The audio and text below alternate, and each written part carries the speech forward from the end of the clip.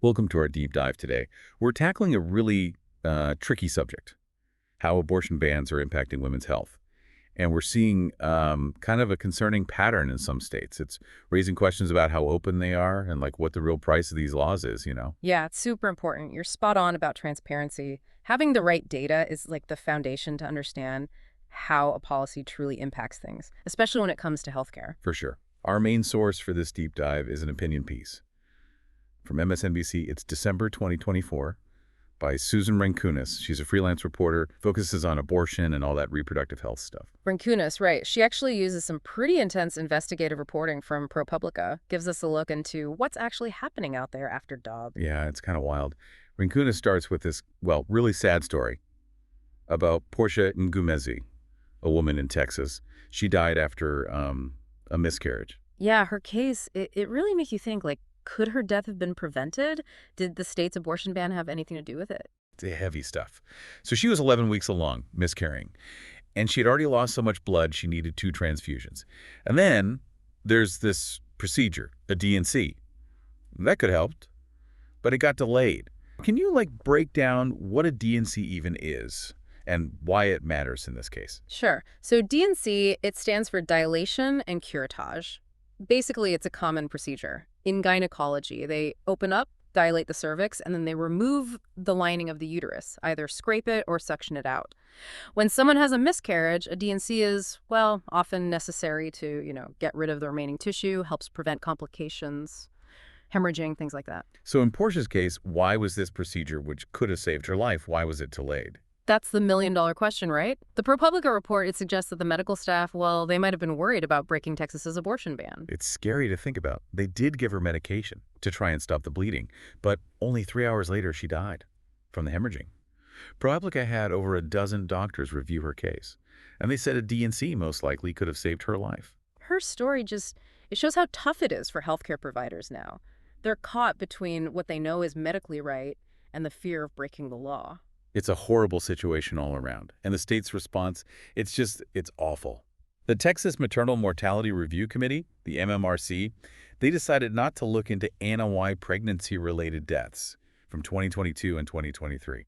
Officially, they say it's because they've got a backlog of cases, and there's usually a 2-year wait for these reviews. But the timing is, well, it's suspect. It really is, especially when you consider Texas had a massive spike in maternal deaths, like a 56% increase. From 2019 to 2022, that's from the Gender Equity Policy Institute. And nationally, it only went up 11% in that same time. Wow, that's a huge jump. It really warrants a deeper dive, It makes you wonder, are they trying to avoid looking at how the abortion ban might be tied to these deaths? It definitely seems like they'd rather bury the problem than actually figure out what's going on. But Texas isn't the only state raising red flags. Renkunas also brings up Georgia. ProPublica found 2 pregnancy-related deaths there. That could have been prevented. And the state's reaction was, well, pretty shocking. It was definitely out there. They fired all 32 members of their Maternal Mortality Review Committee after ProPublica released their report. It seems like they were more worried about keeping things quiet than dealing with the actual deaths. Yeah, gotta wonder about their priorities, If they really want to improve things for mothers, shouldn't they be trying to understand why these women are dying and find solutions? You're absolutely right. We have to remember these aren't just numbers we're talking about. These are real women with families and people who love them. It's a huge loss. So true. This brings us to a really big question. Are states deliberately downplaying how much these abortion bans are costing women? By hiding or delaying data? Like these maternal mortality rates, that's what we need to unpack. Yeah. Exactly. If we want to have a productive conversation about women's health care after these laws, we need to understand the motivations and tactics at play here. It's complicated, that's for sure. A lot of things going on here. But I guess let's start with the politics of it all, These abortion bans, they usually come from, well, conservative lawmakers. They're the ones who are really against abortion. So it kind of makes sense, right? They don't want to admit there are bad consequences. If these laws are causing mothers to die, well, that's not a good look for them. You got it. It would totally go against their whole thing about protecting life. And it could lead to people wanting to, get rid of the bans or change them. But it's not just about the politics, right? There's the data itself. If we don't have accurate numbers about women dying during pregnancy, we can't really fix anything. It's like imagine trying to get through a maze in the dark. If you don't even know what's around you, you're never going to find your way out. Exactly. Without good data, people making policy, healthcare workers, even researchers, they can't do their jobs. And it just leaves women in a really bad spot. First, they can't get the health care they need. And then, if they suffer because of it, nobody even knows because the data's missing. It's pretty messed up. And it's not just about hiding data. Sometimes they try to blame the doctors and the women themselves. Oh, you mean like that thing the Texas Attorney General said about women suing their doctors instead of the state? That was really messed up. Yeah, there's a lot wrong with that statement. I mean, first, it ignores the power dynamic. Doctors have to follow these laws or they get in big trouble. So telling women to sue their doctors just creates like this adversarial thing. It breaks down trust. Yeah, and it makes it seem like it's the woman's fault, like they're getting punished for getting pregnant in the first place. Exactly. It's all about deflecting blame. They don't want the state to be responsible. So they put it on the people who are actually suffering because of these laws. And honestly, it works a lot of the time. Many women, they won't sue their doctor. Maybe they're afraid of what'll happen or they just don't have the resources to do it. So basically, we have this situation where data that could save lives is being hidden. And the people who are being hurt by this, they're being told to stay quiet.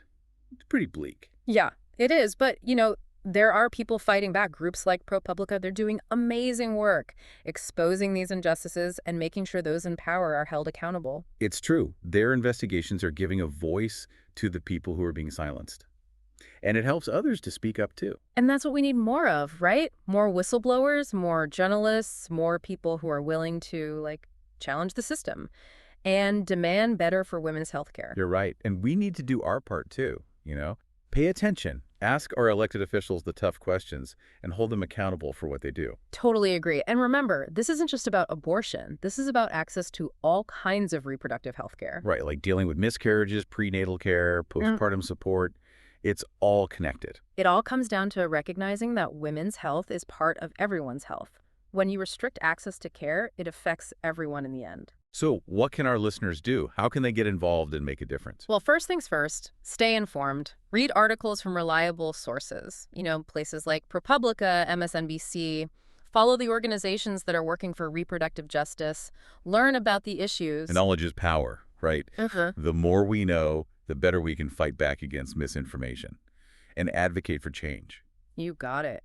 And don't underestimate your own voice. Talk to your elected officials. Tell them what you're worried about and demand they do something. Support the organizations that are fighting for reproductive rights, whether it's by donating or volunteering your time.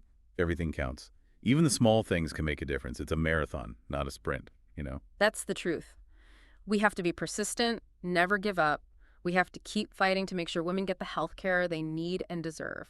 This has been a tough conversation, but so important. As we wrap up this part of our deep dive, I want to leave our listeners with a thought. So think about this. If these states are actually keeping this info about mothers dying secret, especially the cases that might be because of the abortion bans, what does that even mean for women's health care in America?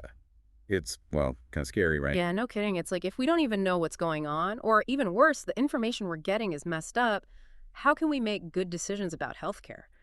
Stuff like policy, resources, even just basic care. It's like we're going backward instead of forward when it comes to women's health. I get that. This whole lack of transparency thing, it just makes people not trust the healthcare system, especially women who are already having a hard time getting the care they need. They might not even ask for help when they really need it. And like we talked about with those cases, that hesitation, from the woman or the doctor, it can be, well, really bad, even deadly. No doubt. We're already seeing it. Women waiting too long to go to the doctor, doctors scared to do what they need to do, and the whole system seems more worried about protecting itself than helping people. It's pretty messed up. So where do we go from here? How do we, fight back against this information blackout and make healthcare better for women? We got to start by admitting there's a problem, right? Yeah. We need to understand what's causing this whole data suppression thing and why doctors are so afraid to do their jobs. Okay, so we see the problem. What can we actually do about it? Well, we have to support those journalists who are digging up the truth. Groups like ProPublica, they're super important. They're the ones holding those in power accountable.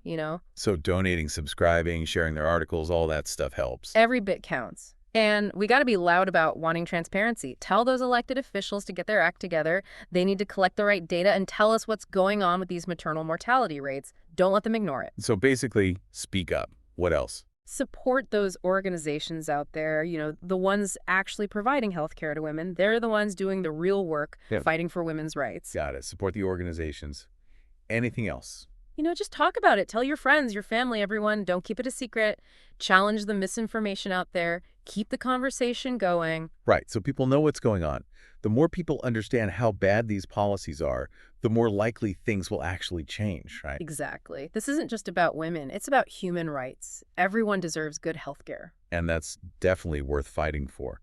So to all our listeners out there, we'll leave you with this. Stay informed, stay involved, and don't ever stop fighting for a better future. Thanks for joining us on this deep dive.